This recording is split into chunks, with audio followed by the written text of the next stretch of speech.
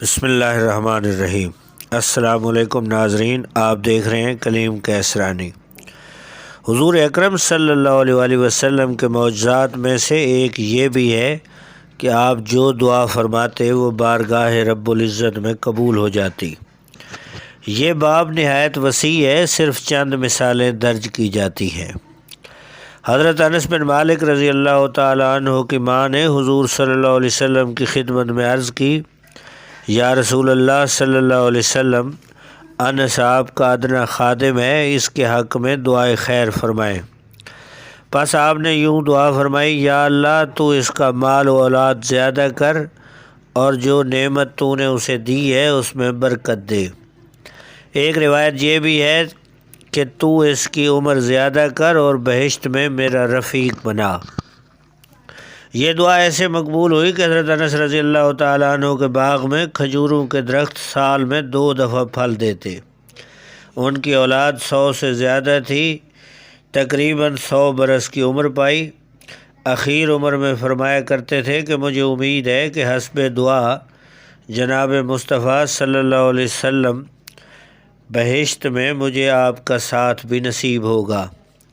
اسی طرح حضور صلی اللہ علیہ وسلم نے حضرت عبد الرحمن بن عوف رضی اللہ تعالیٰ عنہ کے حق میں دعا فرمائی تھی کہ اللہ تجھے برکت دے۔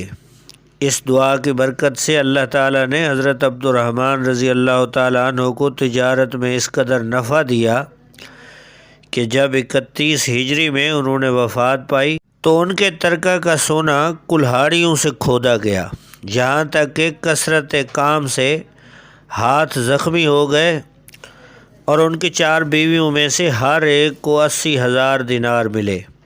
انہوں نے وصیت کی تھی کہ 1,000 گھوڑے اور 50,000 دینار فی سبیل اللہ خیرات کر دیے جائیں۔ یہ تمام علاوہ ان صدقات کے تھا جو انہوں نے اپنی زندگی میں کیے تھے۔ چنانچہ ایک روز 30 غلام آزاد کیے، ایک مرتبہ 700 اونٹوں کا کارواں مال اسباب سمیت صدقہ کر دیا۔ اسی طرح ایک دفعہ اپنا آدھا مال اللہ کی راہ میں دے دیا۔ اسی طرح 40,000 دینار اور پھر 500 گھوڑے، پھر 500 اونٹ اللہ کی راہ میں صدقہ کیے۔ جنگ احد میں حضرت سعد بن ابی وقاص رضی اللہ تعالیٰ عنہ جناب رسول اکرم صلی اللہ علیہ وسلم کے آگے بیٹھے ہوئے تیر چلا رہے تھے اور یوں کہہ رہے تھے، یا اللہ یہ تیرا تیر ہے، اس سے تو اپنے دشمن کو ہلاک کر۔ اور حضور صلی اللہ علیہ وسلم فرما رہے تھے، یا اللہ اس کا نشانہ درست کر دے اور اس کی دعا قبول کر لے۔ آپ کی دعا سے حضرت سعد رضی اللہ تعالیٰ عنہ مستجاب الدعوات بن گئے۔ جو دعا کرتے تھے قبول ہو جاتی تھی، اور جو تیر پھینکتے وہ کبھی خطا نہ جاتا۔ حضرت عبداللہ بن عباس رضی اللہ تعالیٰ عنہ کے حق میں حضور صلی اللہ علیہ وسلم نے دعا کی تھی، یا اللہ اس کو دین میں فقیہ بنا دے۔ اس دعا کی برکت سے حضرت عبداللہ ابن عباس رئیس المفسرین بن گئے۔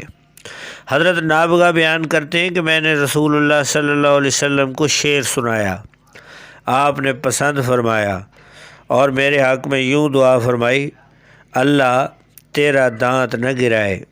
حضرت نابغہ رضی اللہ تعالیٰ عنہ کی عمر 100 سال سے زائد ہو گئی مگر آپ کا کوئی دانت نہ گرا۔ حضرت ثابت بن زید رضی اللہ تعالیٰ عنہ نے عرض کیا، یا رسول اللہ صلی اللہ علیہ وسلم، میرا ایک پاؤں لنگڑا ہے، زمین پر نہیں لگتا۔ حضور صلی اللہ علیہ وسلم نے میرے حق میں دعا فرمائی اور وہ پاؤں اچھا ہو گیا اور دوسرے کی طرح زمین پر برابر لگنے لگا۔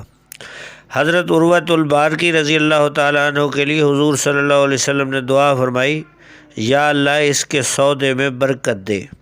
اس کے بعد حضرت عروہ جو چیز خریدتے وہ مٹی ہی کیوں نہ ہو اس میں نفع ہوتا۔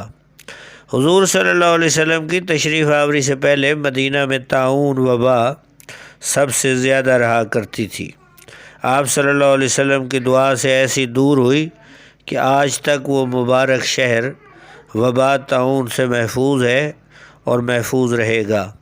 حضرت صلی اللہ علیہ وسلم نے ابو لہب کے بیٹے عتیبہ پر بد دعا فرمائی، چنانچہ اس کو ایک شیر نے پھاڑ ڈالا۔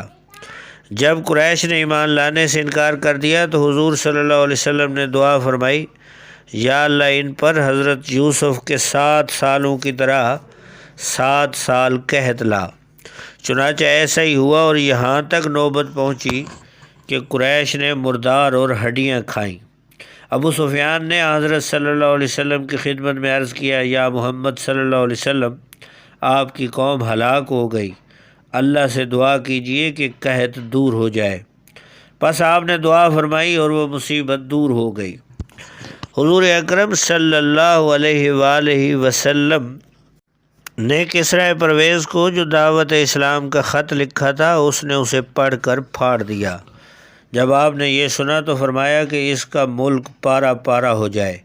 چنانچہ ایسا ہی ہوا کہ فارس سے کاسرا کی سلطنت ہمیشہ کے لیے جاتی رہی۔ حکم ابن ابی العاص نے حضور صلی اللہ علیہ وسلم کا مذاق اڑانے کے لیے اپنا منہ ٹیڑھا کر کے بات کی۔ حضور صلی اللہ علیہ وسلم نے فرمایا کہ اسی طرح ٹیڑھا ہی رہے۔ چنانچہ اس کا منہ ہمیشہ کے لیے ٹیڑھا ہی رہا یہاں تک کہ وہ مر گیا۔ جناب سرور کائنات صلی اللہ علیہ وآلہ وسلم نے محلم بن جسامہ کو ایک سریہ میں بھیجا تھا، یعنی ایک جنگ و لڑائی کے لیے، جس پر عامر بن الازبط کو امیر بنایا تھا۔